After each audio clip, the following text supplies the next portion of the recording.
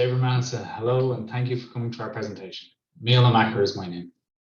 Today, myself and my co-authors, Dearadh, Cleircín, Bhreathnach and Raghallaigh presented the development annotation and current plans regarding Corpus Gaeilge Comhaimseartha, the corpus of contemporary Irish. This research is being completed by the Gaeilge research group Gaeilge Comhaimseartha DCU. I will refer to the corpus as CGC throughout this presentation. First, we will look at the corpus specifications. Then I will walk you through a timeline of the project from conception to maturity. Maturity in this sense refers to our belief that the corpus is currently at a point of being an extremely valuable linguistic resource. We will then look at the corpus design, pre-processing and annotation steps, the website and the website's functionality, as well as our future plans. As you can see here, the corpus currently contains 35 million words, almost 300,000 types, and over 80,000 documents. Please also note the types of annotation we have completed. The corpus work carried out by the Gaeilge research group was not externally funded until 2020, when funding was secured from Gaeilge to develop pilot corpus resources for lexicography. CGC was initially developed for internal use, and the research group later decided to make it publicly available.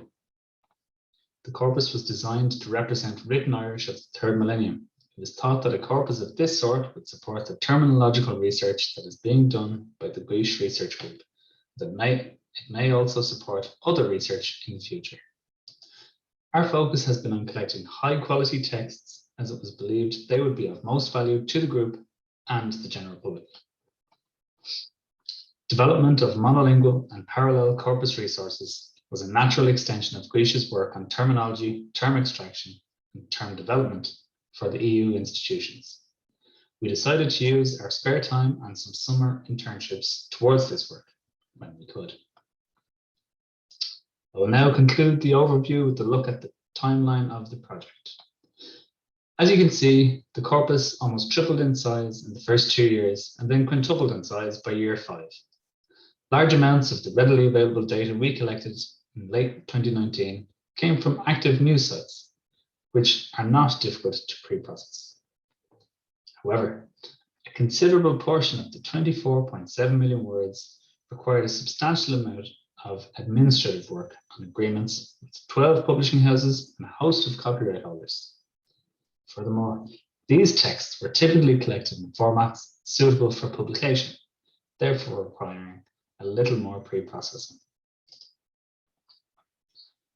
In 2020, CGC became the largest searchable corpus of Irish, the only larger corpus being Kevin Scannell's research corpus from the Cruiseathon project.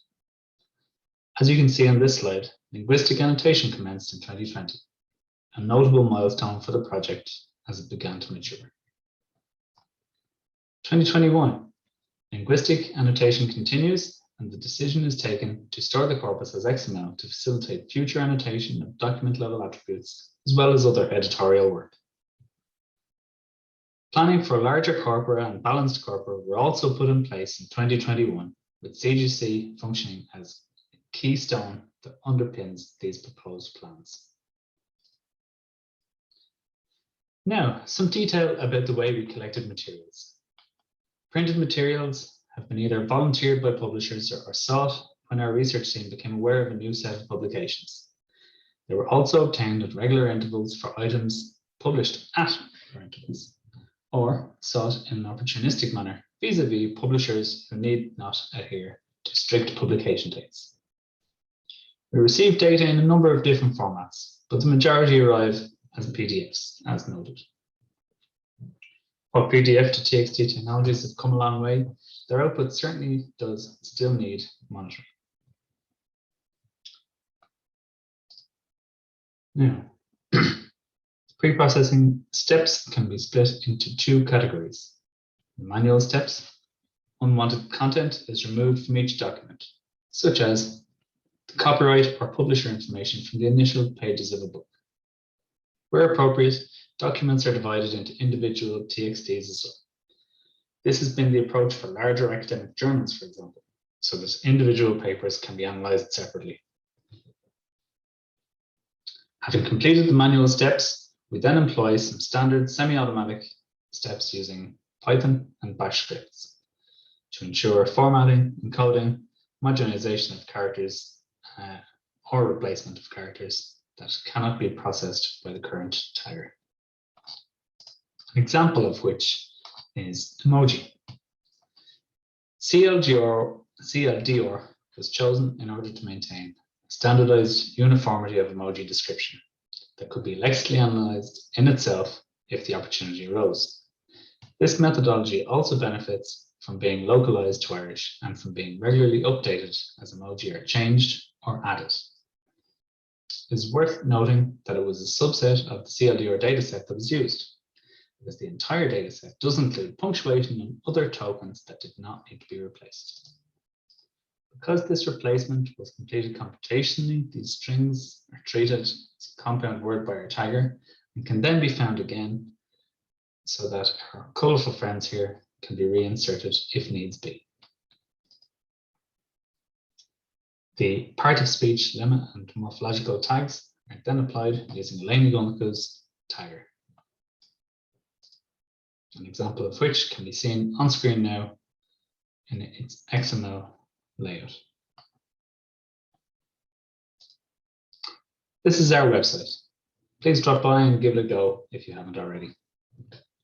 When you do visit, you'll see two types of search functionality: the phrase as is and broad search. Before we look at some search examples, bear these limitations in mind. We are currently working with these limitations because, as we saw earlier in the presentation, this project has grown from being a 5.3 million word corpus at the time of the website's launch into being the largest searchable corpus of modern Irish.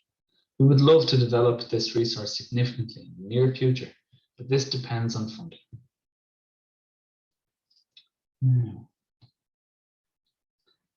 Here we see search for the phrase as is, and here a broad search. The main difference to note here is the difference in the amount of results returned: 1,419 compared to 3,958. As you may be able to make out from the screenshots, the broad search has found nominative and genitive forms, as well as both singulars and plurals. As well as this, note the tick box word form filtering option below the collections filter. This enables researchers to focus on any forms that are present in the corpus. The usage statistics for our website have been trending healthily upwards on a per annum basis. The last 4 months of the year are typically our busiest. 2021 has seen an 88% increase in corpus searches on a month-by-month basis thus far. If this trend continues for the rest of the year, we will have delivered over 225,000 corpus searches by year's end. The 87,000 figure here is until June of this year. Now, onto our current plans. We do plan to add to the contents of CGC and hope we can add to the functionality of the website and improve its efficiency. As noted, we know how, it's simply a question of being funded so that we have the time. We are working with partners in First Gaeilge, St. Louis University and the Royal Irish Academy on the corpus of Irish for lexicography. This is being developed for specific research purposes only, so members of the public cannot yet access this larger corpus. We developed a new interface where a login is required for this corpus, and approved users have access to both this larger corpus and to frequency lists. A paper describing the compilation of this corpus and methodologies used will be published in the peer-reviewed journal Tanga later this year. Please read it. Let us know what you think.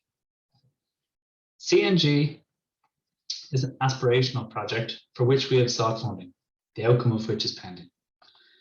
CGC and CFG would feed into this corpus, as well as contributions from other open online data that have not yet been ingested by our Corpus projects.